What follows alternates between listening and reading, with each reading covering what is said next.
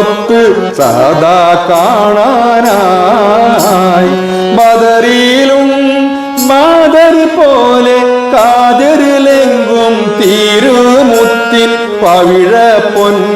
മുഖം കാണാൻ വിധിയേകല്ലാഹ് മഹബൂബേ മദീനത്തെ മണൽ തട്ടിൽ മറഞ്ഞോരെ മശൂഖേ മനസ്സുള്ളിൽ മധുവാണോരേ